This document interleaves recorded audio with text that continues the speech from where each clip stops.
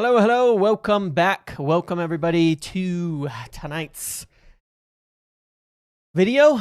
What's going on? I hope you're having a good week. I think things have calmed down a little bit in the United Sphere for some reason.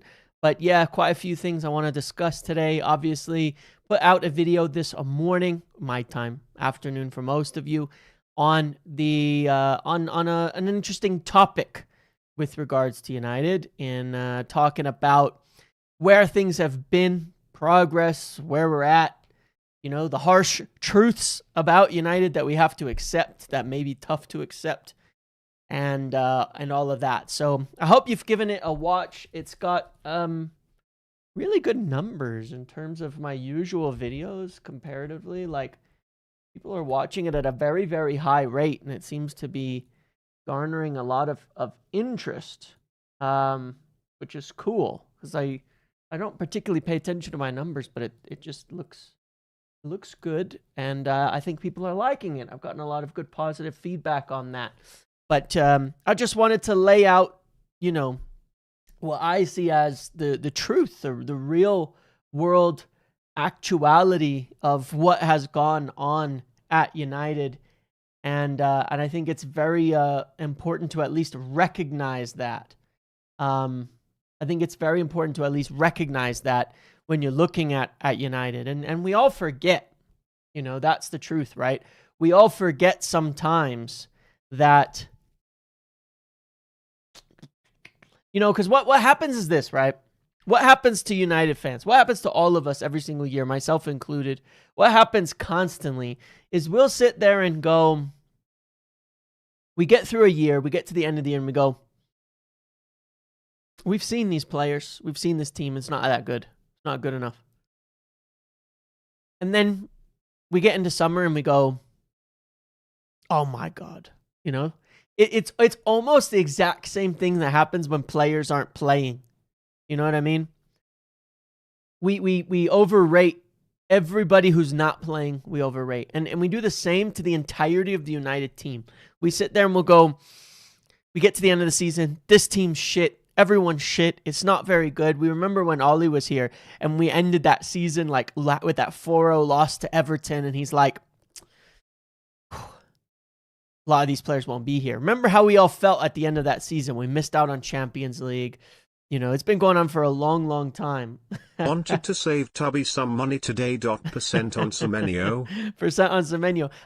We will talk about Semenyo. A little teaser, and I apologize because I do want to answer your question, and I do want to get to that a little bit later because I think there were some really interesting comments from Andy Mitten today that certainly are in line with some of my previous comments before about why I still wouldn't write the Semenyo thing off, and I just get this feeling. I just have a small feeling, but we'll get back to that. We will get back to that, Javier, so thank you. I appreciate it. Hello, everybody. 50, Jimmy, everybody there. But for years, we've done this, right? We get to the end of these seasons, and we go, these guys are shit. These players are crap. These guys are terrible. They can't do it. This team is not good. We get into summer, and we go, hang on a second. Harry Maguire, that's the best center back in England. He's turning this whole thing around. We're going to win the league next year. We get this stuff done, and we overrate the impact of these types of things. And I remember the other day, and looking back, I thought a lot about that video that I made. And I said, where I was saying, look, this is bad. Like, United have gone into a deep, dark hole. And I don't know if anybody watched that video, actually gathered one of the things I showed in there, but I made a graph about United, their points at home specifically. And the reason I utilized home in particular is because I think that one of the things that kept United going was its history. It's really hard to describe this, okay?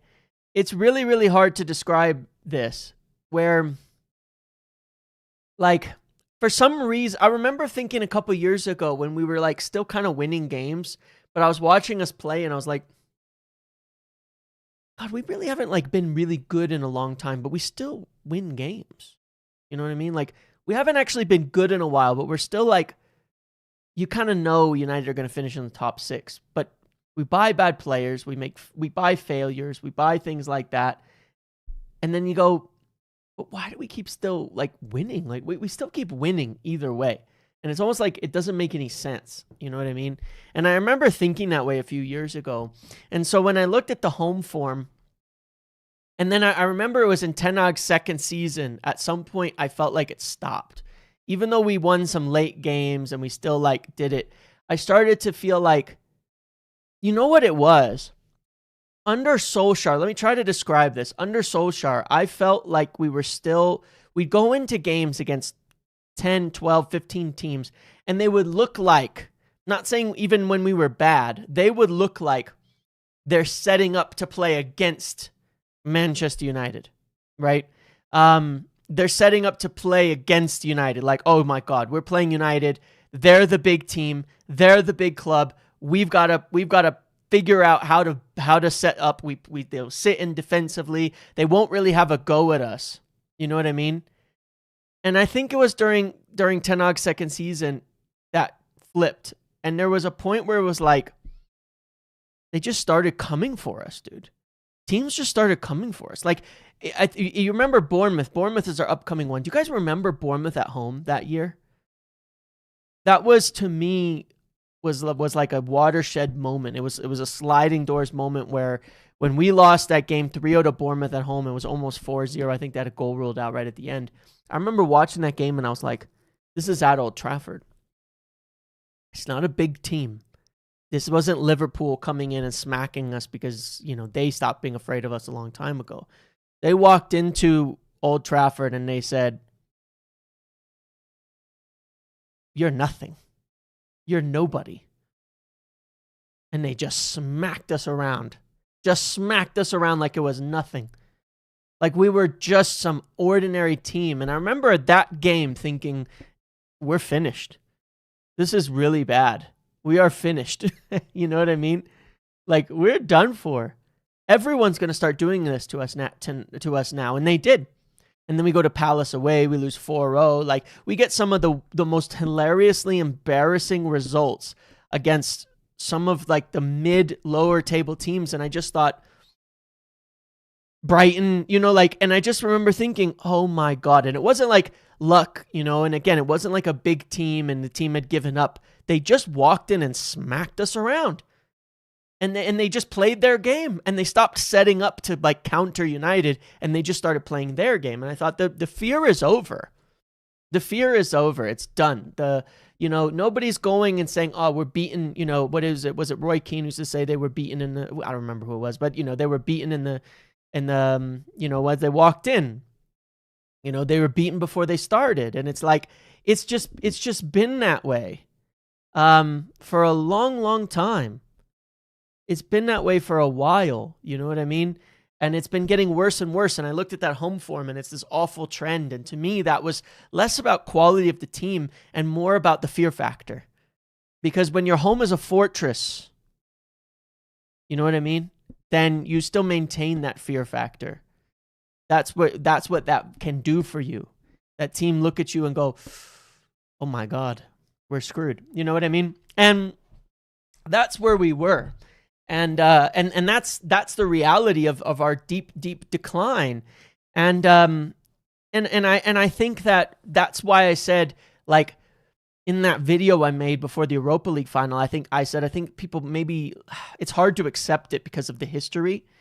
It's hard to accept it because of the history of United, and you never want to say it in our past and the things that the club has gone through and all of that. But when you really look at it, the truth is we're going to have to build up like a mid-table team, right?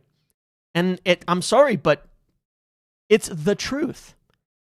We have to rebuild the same way a mid-table team was, or maybe an upper mid-table team would rebuild. We have to go through those same steps. We're not going to beat teams because we're Manchester United. We're not going to finish up in the table because we're Manchester United.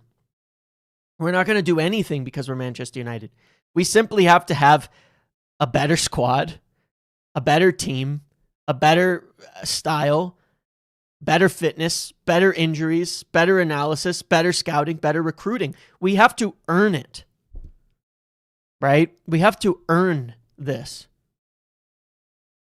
Climb up the table. We have to get there based purely on merit and not on history and not on emotionality and not on, what has happened in the past and the momentum that can carry forward. We have to just be better, actually, at everything. All of it. Every single facet of the club has to be better. And that's what we're doing. And that's the direction that it's going. And here's one of the things that sums this up, because I pointed this out a bit ago. If you don't believe we were a mid-table team, and this is appropriate to today's conversation. It's appropriate to the finances that have been released, and the situation that we're in. It's appropriate to that. It's all goes part and parcel, hand in hand with the financials, because there was a point last year, I remember making a video on this, and Sir Jim actually maybe using that. Maybe he did. Maybe he came to his own conclusions without it. But I remember making that video and saying, NBA analogy, is Ruben going to be our Mark Jackson? Are we going to need a Steve Kerr 2 years from now?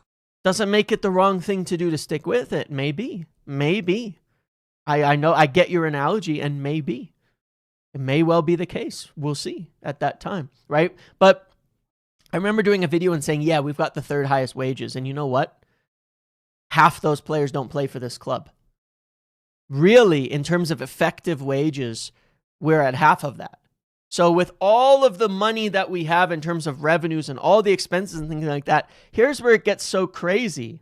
Yeah, here's where it gets so crazy, right? So this is just a good analysis. I agree with this analysis, by the way, in terms of the conclusion that he's reached, even though it's not necessarily published straight in the papers, but Subprime Goals, this account here, this guy tends to have pretty good read on some of the finances, which I do as well, okay?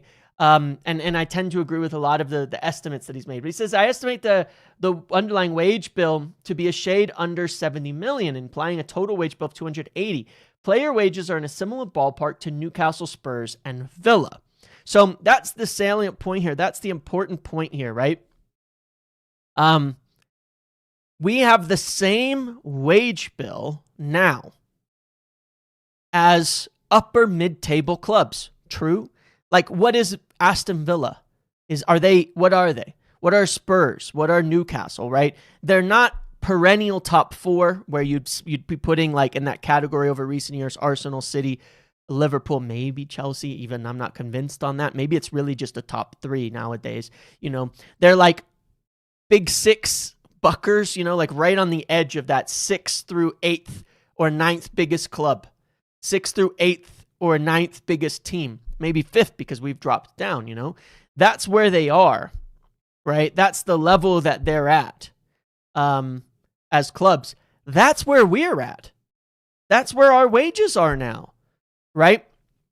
Because this club has been driven into such financial ruin, we've had to drop all of the, with high revenues, we have to have a wage bill right now. We cut it way down, right? Like here's the crazy part, okay? Let me try to describe this without messing up what I'm trying to say here. We had one of the highest wage bills, but our effective wage bill was really low because we were just burning money. Players out on loan, players injured, old players not playing, all sorts of stuff that was just like completely useless, right? We had a really high wage bill, but our effective wage bill was really low, and we're bleeding money. So, in order to rebuild and climb up from being mid-table in effect, which is what we were and where we've been, they had to, of course, cut a ton of wages on the football side and cut a ton of wages on the non-football side, right? 500 staff, gone. Half of United's football wages, gone. We used to be there was a point we hit almost 400 million in our football wages. Now it's at 280. So we've cut a gigantic level of our football wages down, but we've had to. We've had to do it. We had to because we were going broke and didn't have the money. And the money that we had that we were spending was being spent so inefficiently. So we had to cut the wages way down, cut the wages way down over here, cut the expenses way down, balance the books, and then rebuild. The fact that we do as a club have the resources that United have, the revenues that United have, the fan base United have, the size of the club that United have, means, of course, that we can still speed that process up, right? So we've gone from probably having an effective wage bill of like 200 million in useful wages, 220 million in useful wages, up to maybe now 280 million in wages, but we're using all of it, aren't we? Like, who on our wage bill right now is not actually like playing? Who on our wage bill right now that we're paying for is not actually a part of the team, if you get me? So our wages are way down, but we're probably using more of our wages on the pitch than we were last year, if you get me, or the year before even. And so, of course, that translates into results. Casemiro's playing, though. I understand he's expensive and he's overpaid and all of that and everything, but he is playing at least. There was a point for a while he wasn't even playing. You know, when we talked about this last year, there was like a 4-month period he wasn't even playing. I think Malacia is probably the only one who's not playing, you know, and it's a pretty small amount of wages. But then, even then, take that. Casemiro's gone. That's another 20 million coming off the wages. Harry Maguire, gone. Boom. That's another 15 million, 12 million off of the wages. So those are automatically gone. Even before sales, even before anything else, they're gone. It should also be noted, by the way, let me tell you something else, finger wag, should also be noted, by the way, that since this was our first quarter financials, it also includes July and August. Who was at the club in July and August? Fucking everyone. Rashford, Sancho, Antony, all of them were, Højlund, they were all still at the club in July and August. Right? For most of that, or at least half of that. So our wages are actually even lower than that. They're actually even lower than that because they were still there. We were still paying their wages during that period of time. Most of those players, we were still paying their wages during most of that time, right? Because they all left towards the end of the window. Garnacho even though it wasn't huge, we were paying a lot of their wages. So you can actually bet that our wage bill is even lower. Okay, why does this all matter? Where am I going with this? I lost track a while ago, but I'm just trying to get explanations, and I get very excited discussing financials for some reason. Don't ask me why. It's just something I really like. I just enjoy looking at it and understanding it and seeing how it affects things, but because it's very interesting. It's almost like competition off the pitch. How you manage the money and things like that is really interesting to me. But what it means, why is it important? Is that we've cut everything down to match where we were performing as a mid-table club. But because we've got the resources of a big club, the fans of a big club, the revenue of a big club, now we can build back up properly.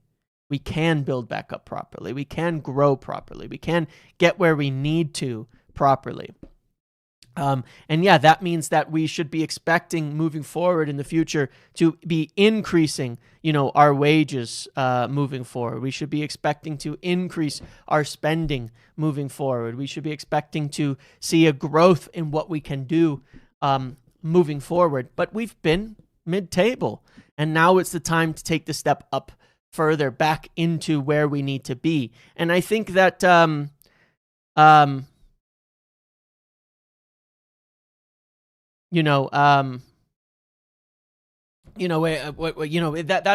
where we need to be anyway. We need to be building on those wages and spending more money and doing it correctly to build back up in the future. So it's an interesting long kind of road that we've been on that has to lead towards growth moving forward. And I think the important thing to note is that all of this is happening without Europe right now. We have no Europe this year. That's a big loss in revenue comparatively. as long as we can get back into Europe and we have eyes on Europe, even Europa League, we have the capacity to now take that next step. And I think that next season, we will be able to spend and put ourselves back in the way of, will put us back in the driver's seat towards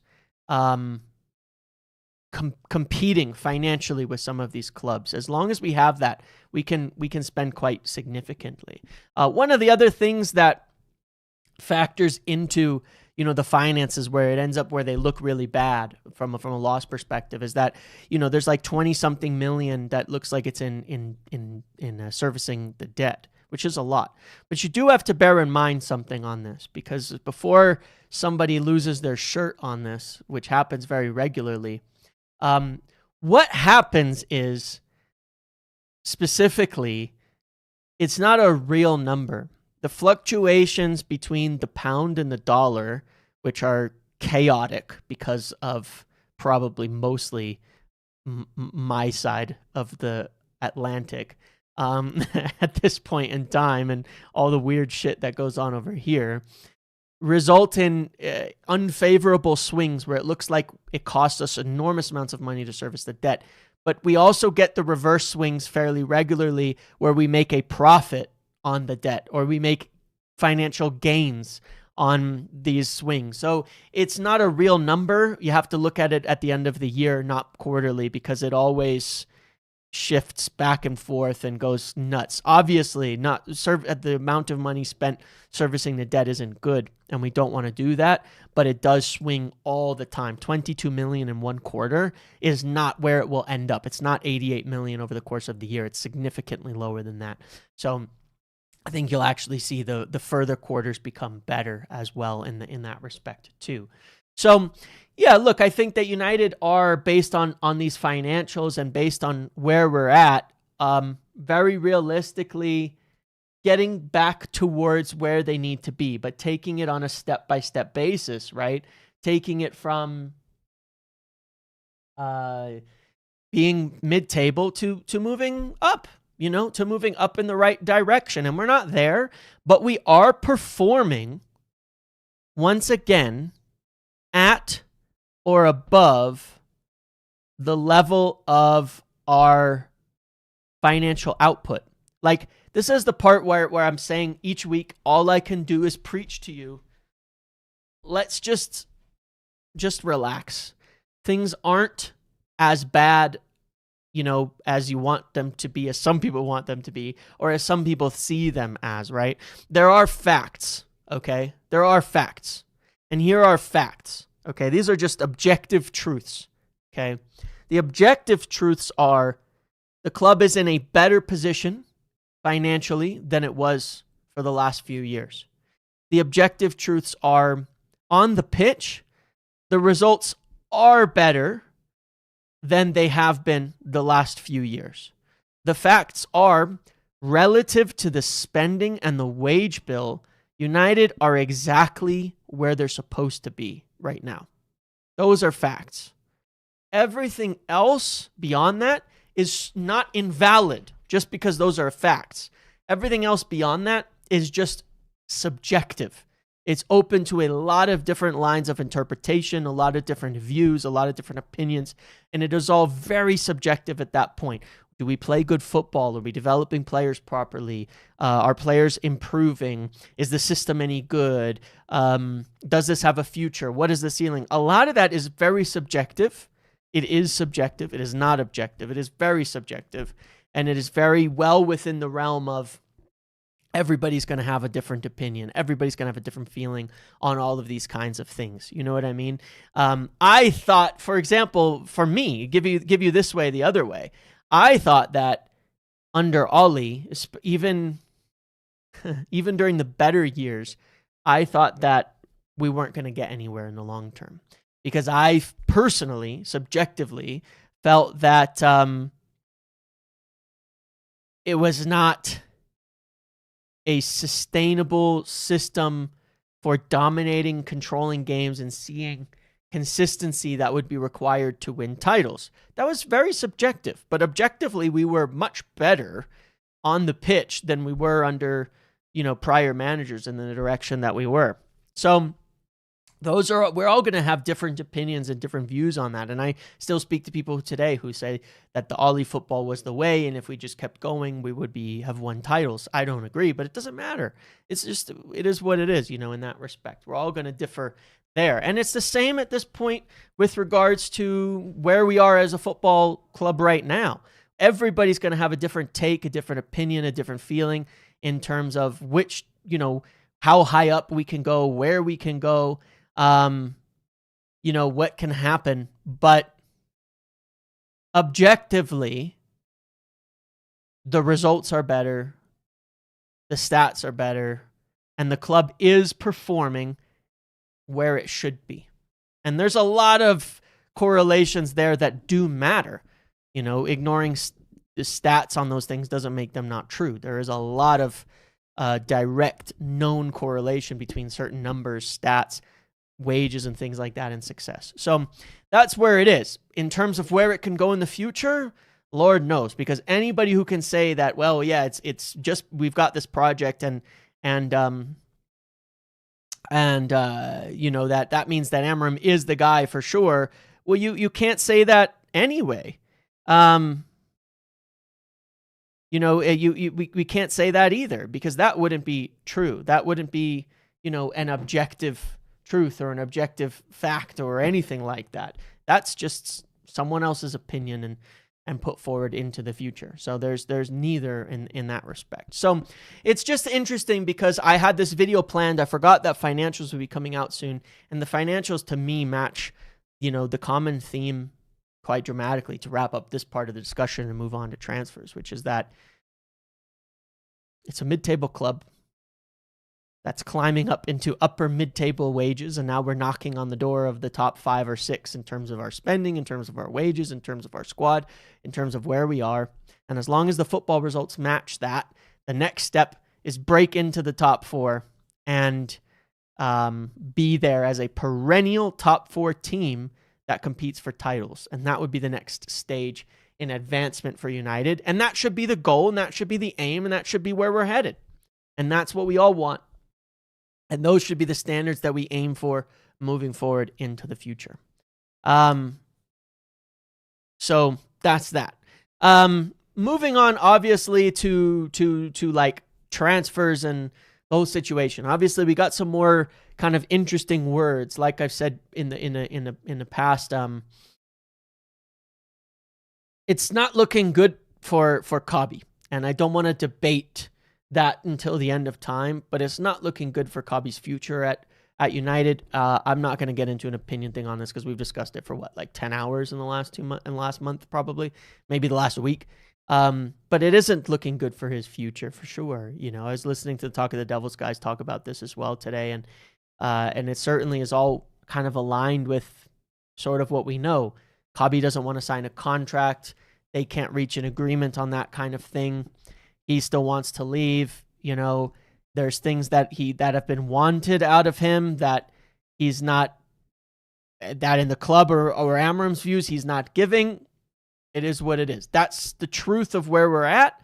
And we have to accept that just is what it is. Right or wrong, agree or disagree. There we are. Kobbie Mainoo, his future at United is definitely in big question.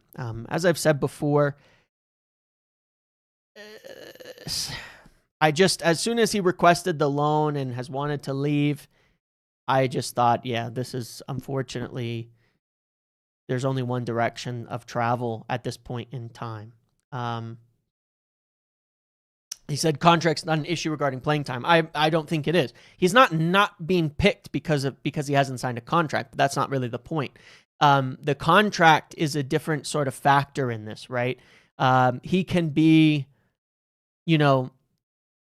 not being picked, like not signing a contract can be a representation or a symptom of him not wanting to be at United and not being committed. It's not because you haven't signed a contract or something, but there can be very, very different different things, different views and all of that. It's not like, oh, sign a contract and suddenly you'll play. But there are factors behind that certainly contribute to the feeling there. There certainly are factors behind that contributing to the feeling there. It's more not the contract itself, but why can't they agree to a contract? Obviously, there are issues on both sides there that are preventing it. So, yeah, it's not looking great in that respect for Kobbie saying. I wish that wasn't the case. There's still a bit of time to run. There's still more games to come. There's still more football. There's still more of the season, but yeah, that's it. That's where we are. I don't know what to say about it other than that. Obviously, we've gone over all our opinions on it many times and everything, but it doesn't look amazing at the moment. So, yes, we'll see there. Other thing, that was there is that is about Semenyo. And I want to talk about Semenyo a little bit here because I've maintained for some time that I have this inkling from people that I talk with. I just have the slightest bit of inkling that I can't let go of. And every time I have a conversation with some people, it doesn't go away. But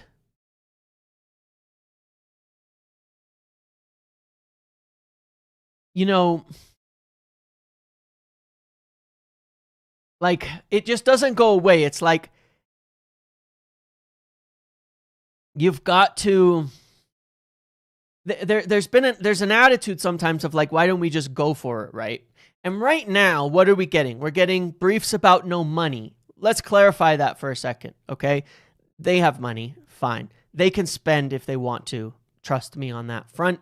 Obviously, it's not an unlimited bucket of funds. Obviously, United still have to be ultimately kind of responsible.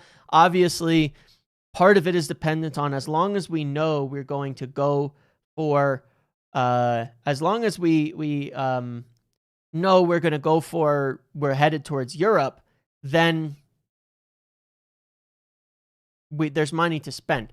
And I've always had like the inkling from conversations that I have that there's people who really like Semenyo. And I've said this many times on here. It's not a secret. I've said it many times on here. There's people who really like him, really think he'd make a difference. And I get the idea sometimes that from ownership and above, they might just be saying, they might just jump and say, let's just go for it. You know what I mean? They might just jump and do it and say, let's go for it. Let's just go for it. I've always had that feeling from conversations I've had that might be possible. But here's what Andy Mitten says. And I really take meaning that he keeps bringing it up, because he's not let this go. Andy hasn't, and I respect him very much. He says, I think United would absolutely sign him and retrofit him, as you say, as a wingback. And I listened to him say this live, to be fair, so go check out the Talk of the Devils podcast too. They were very interested in him last summer, but the deal timed out. They wanted 70, et cetera, et cetera. He started the season well. He's dropped a little, but if you ask Manchester United today, would you like to sign Semenyo? The answer would be an emphatic, absolute yes. Well, first of all, I've told you many times that they would be interested in looking at him as a wingback. Not just as a wingback, because he's very flexible. He could play across all 5 positions, right? But it gives you kind of an option there, okay? But, this is blunt. Would you like to sign Semenyo? The answer would be an emphatic yes, they would like to sign Semenyo. Like he says, it doesn't mean that he's signing. He says there are people who are absolutely highly rated and think he would improve this Manchester United team. Like, it's very positive in discussion on the sense of that Semenyo would be possible, that United would really like to sign him. We need more forwards. We've said this many times. We need more forwards. We need more forwards. We need wingbacks and forwards. We all know, by the way, it's been well documented and briefed now, as I've said before, that we want a wide attacker. I know we're looking at Njai. I know we're looking at others. I know we're looking at Semenyo. Semenyo's got this release clause until January 10. He's got this release clause until January 10. And I just look at that and I go, the difference between Semenyo and Anderson, Wharton, potentially Baleba, is that they may not sell no matter what you do. You know what I mean? They may not sell no matter what you do. You don't have control on that situation. Semenyo's sale is out of Bournemouth's hands in January because he has a release clause. It's out of their hands. If someone else triggers that release clause, we can't just wait until summer. We can't wait because he could be gone. So if we really like him and we really want him, this is where you have to be. Hey, you ready for the word? We haven't said it for a while since summer. Say it with me. Agile. Agile as United can be. Anyway, no, but that's terrible. But that's essentially, they've got to be able to flip things around as needed in terms of the plans, if it means getting somebody they'd really like that they could get now when they can't get people later. And he could as well be the guy who, helps us get into Europe. We know we still need something. You know what I mean? We still need something in this team to push up that next level.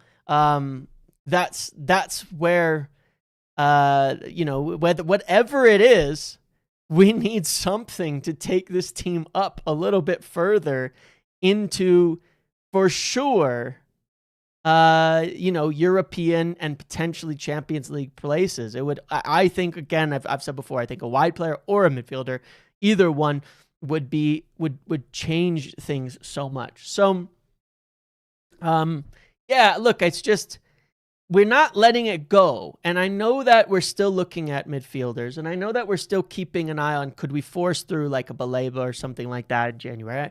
I know that.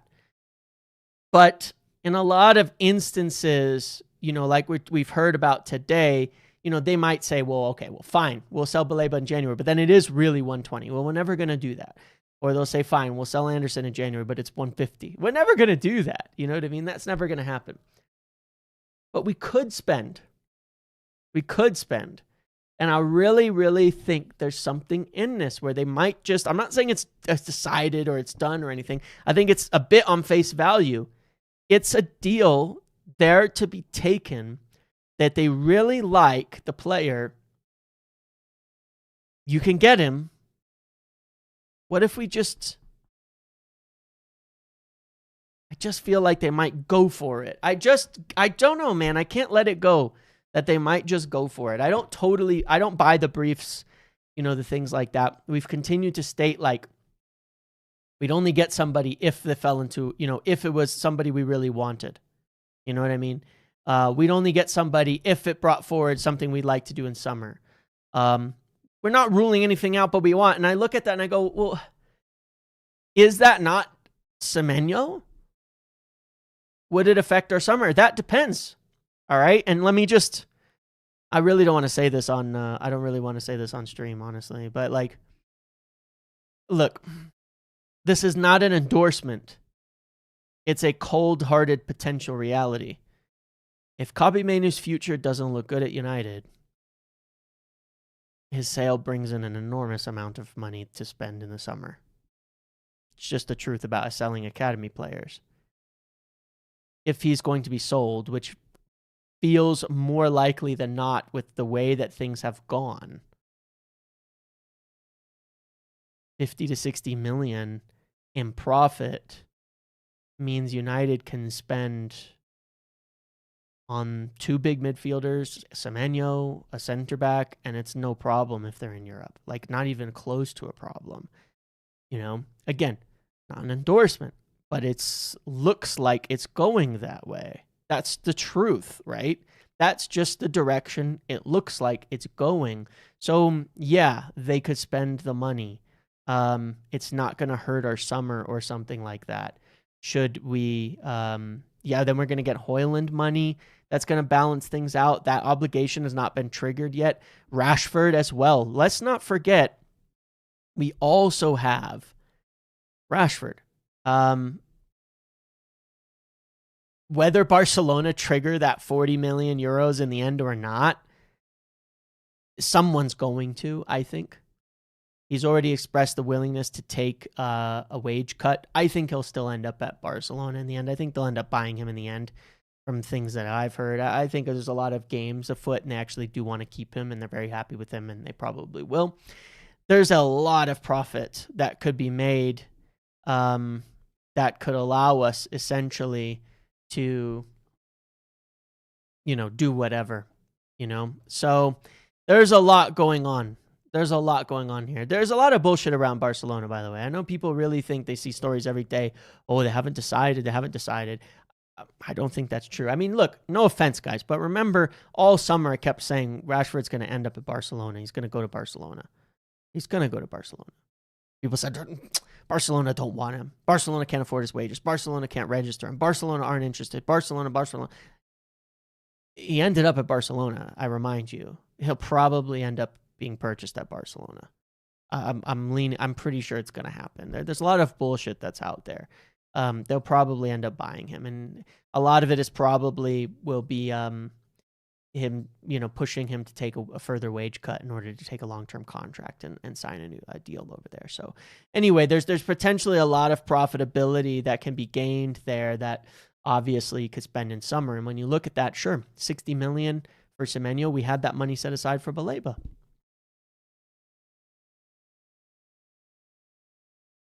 Go get it done.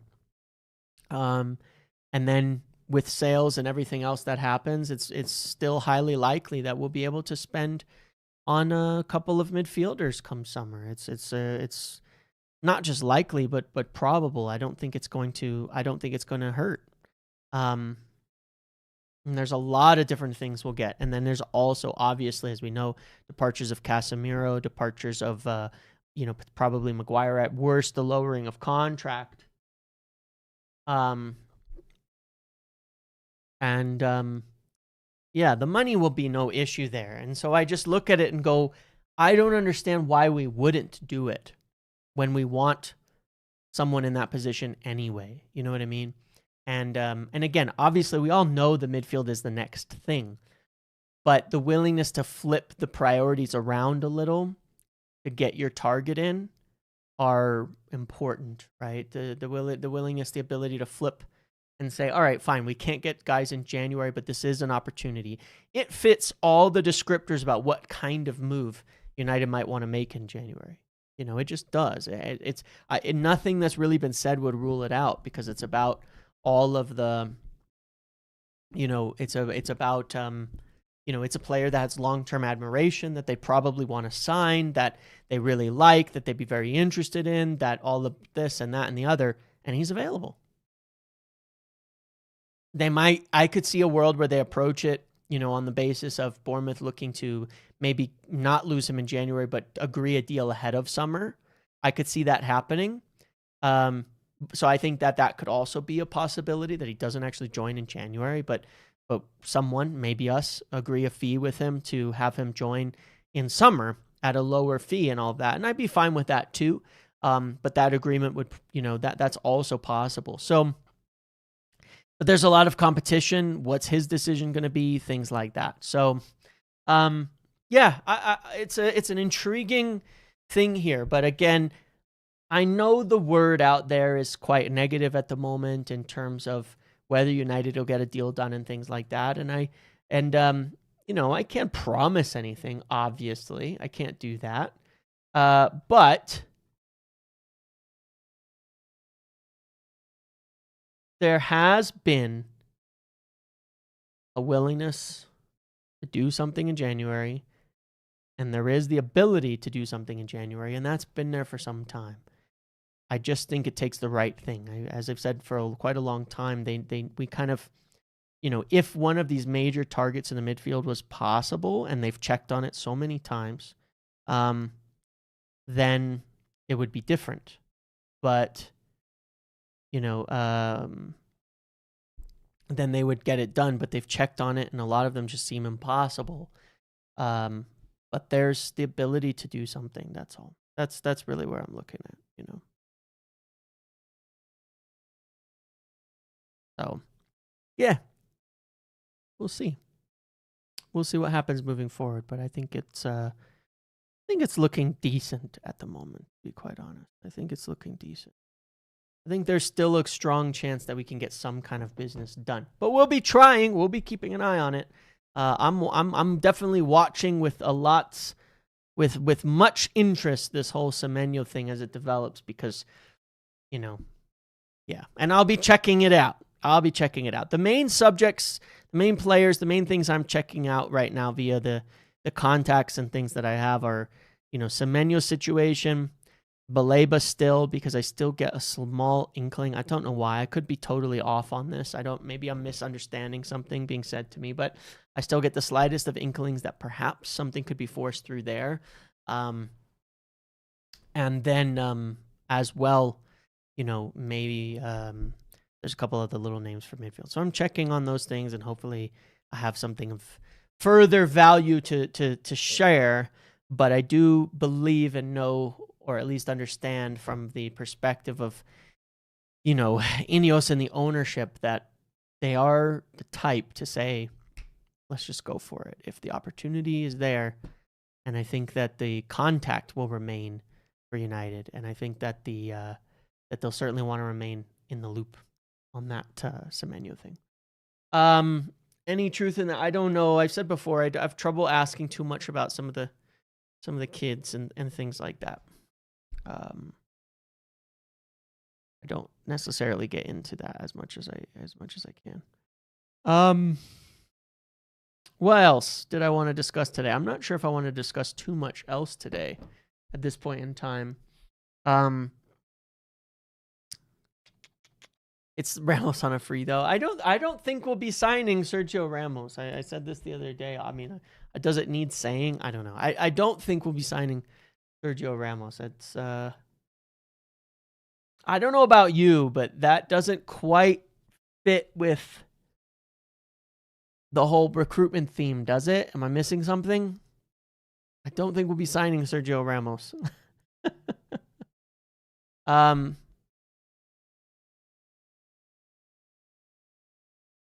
If you were a Liverpool fan, would you be on Salah's or Slot's side? Whose side would I be on? Here's the thing. Here's the way that I look at it, okay? And I don't totally know how to describe this, but like,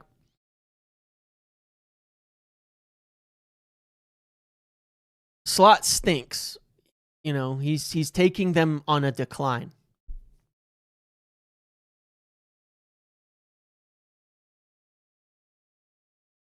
But I don't agree with players coming out and acting that way publicly. I kind of referenced the Ronaldo situation recently when we talked about this the other day. And I said that, no, like, Ten Hag was wrong and Ronaldo was right. But going on Piers Morgan was also wrong. I think that Salah's probably right in a sense in terms of what he's thinking. I think he's right in a sense that Slot seems to be trying to pin it on him or force him out and force in the players he wants. And Slot has a bit of an ego about him. I don't know what it is with these Dutch managers, but I think that's probably true. But that doesn't mean what he's doing is right either. That doesn't mean what he's doing is right and how he went about it. Same as I would say with Ronaldo. Everything Ronaldo said about Erik ten Hag was spot on. Everything Ronaldo said about the club was spot on. Doesn't mean going on Piers Morgan was the right thing to do.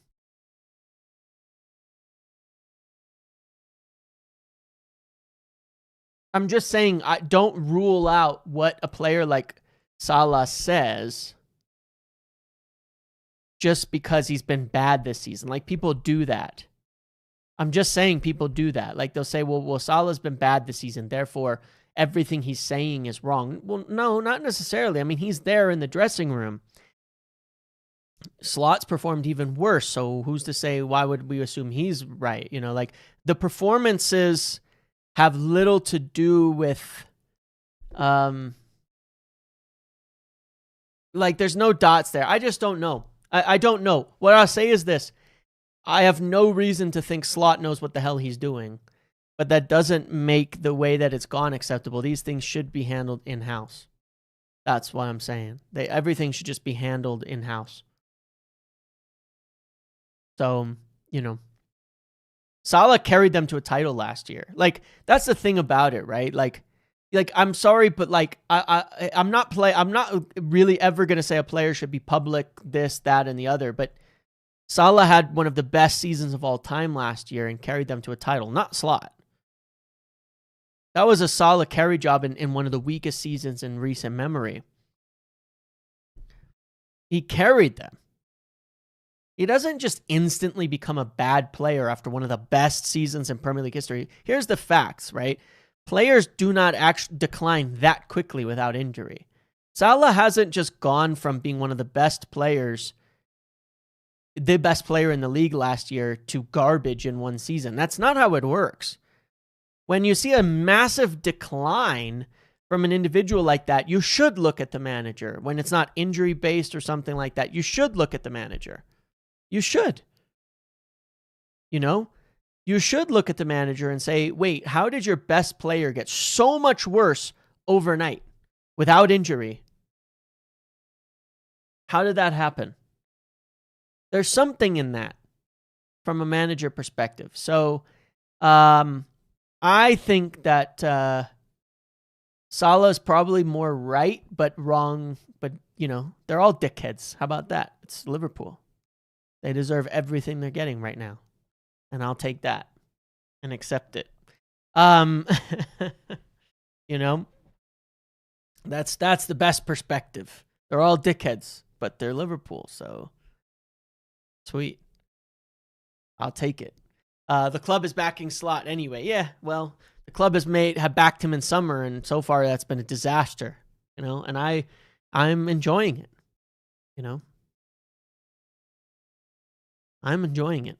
I hope they keep backing Slot to the end of time. You know? I hope so. I'm not saying that managers shouldn't be backed in these situations. I'm just saying that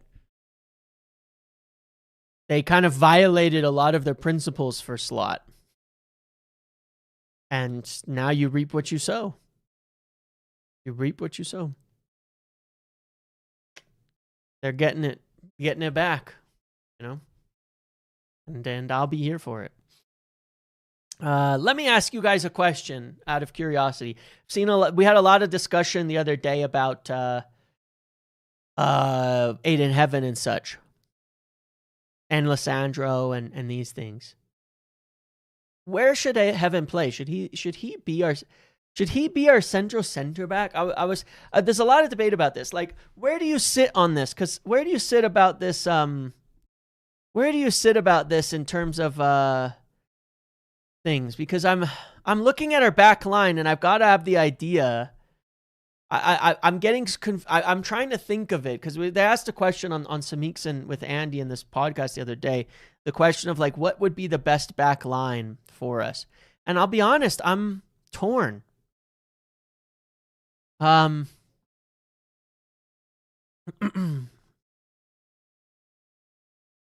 not going to say I told you so, but I think people have maybe woken up a little bit to the weakness that De Ligt has in recent times. It's become rather obvious. And I'm not saying I told you so because I want De Ligt to fail, because like I said, I've actually been quite impressed with him. I think he's been better than I expected this season, and I think he's growing. But I will say, I did tell you so about De Ligt and his passing, that he is far too safe of a passer. And it actually is a bit to our detriment right now. Because when you see Aiden Heaven in there, even as a young player who's not as good as De Ligt, defensively and otherwise, when you see what we lose from Heaven's passing, you go, we're compromising a little bit here, right? Whenever we play De Ligt, we are compromising here because Heaven is making passes De Ligt didn't make all season.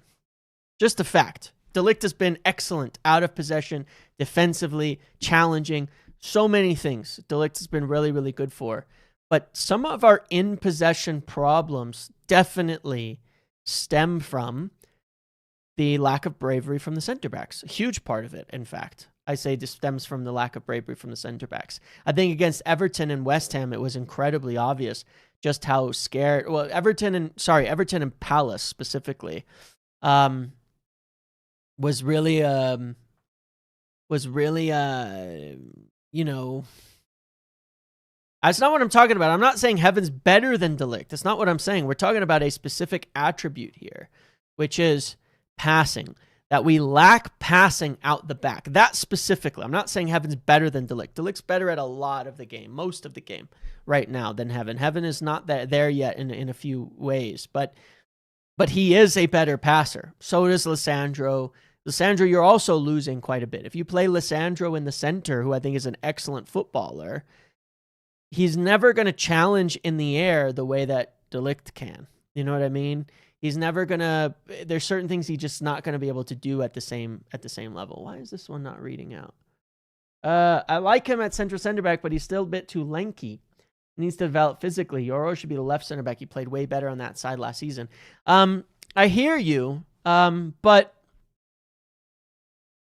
at the same time, our best progressive passers are more consistent players in terms of progression. Shaw's decent, and Lissandro's the best at it, and they're both left-sided players. So I look at that and I think, we have an issue. Probably our three best passers and progressors all play on the left side and are left-footed. Lissandro, Heaven, and Shaw. They're our three best at driving the ball forward, passing, etc., right? And they all play on the same side. So we might have to go with two lefties. You know, when Mazraoui is gone, I think I would try. Look, I don't know. I think I would try Shaw, Heaven, De Ligt. I think I would try that when Mazraoui's gone at AFCON. And then try to fit Lissandro into one of those sometimes. You know what I mean? That's what I would try to do. So I don't know, but it's debatable. We need progression. The reason I don't say Maguire is I think Maguire is one of the better passers, but there's other guys who are a bit more agile in driving it forward and things like that. You know what I'm saying? So don't know. I'm curious to see what goes on here. I might try Shaw, Heaven, Yoro as a unit as well. Be just interested. Or Lissandro, Heaven, and Yoro. That way you're covering Lissandro's lack of pace out wide with the speed of Lenny and Aiden Heaven in the center and on the right. I don't know. But what I do know is this. We need that passing out of the back. We've been severely lacking that play out of the back. And the more brave we get out of the back, the better the team's going to look. That's a missing factor for sure. So one way or another, I just want to see us do that. I just want to see us making more out of the back. I want to see us being more productive out of the back for sure, because we've been lacking. We've been lacking in that area. Okay, it's definitely an area we've been majorly lacking. Who do you think we should get CB for next season, DeBast or Gahey? I really like Gahey, and I think DeBast has potential to be one of the best progressive center backs in all of Europe. But Gahey is certainly a bit more proven. Could play in, maybe he's a little more flexible positionally. So maybe for now, I would say Gahey, but then I don't know. Long term, maybe depends what happens with Lissandro and everybody, you know, for what we do there. There's a lot of different ways that this could go. All right, I'm going to end it here. I appreciate you all today. Thank you for watching today's video. Please do make sure to drop a like and subscribe on the video before you head out. I didn't do a poll, and we're under 100 likes, so at least you can get us over there, because I forget, and then I forget to ask, and I'm a bad YouTuber, and then we don't get the likes, we don't get the interactions that are needed. If you have a hype today, go and hype this video from earlier as well. It actually really helps, and it keeps promoting it, and it's doing quite well in the recommendations. So that means a lot to me. And also subscribe, because the people who don't like my opinions right now are leaving, and I'm sure there's people watching who aren't subscribed, but I appreciate you all being here either way. Just joking. All right. But that's it. That's all I've got. I will be back tomorrow. I think I'm going to do a Spaces on Twitter in the morning, and then I will come for the week, the end of week live over here later on in the day. And then obviously we don't play again until, is it Monday again? Seriously, right? Like, is it all the way till Monday? It is. It's Sunday. Oh, it is Sunday. Sunday, 9:30 my time. Not that.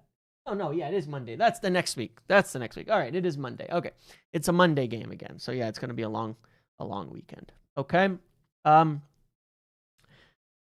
right, guys, thank you all for hanging out. Thank you for getting over 100 likes. Keep smashing them on the way out, and I will see you all later. Enjoy the rest of your day, everybody. Goodbye.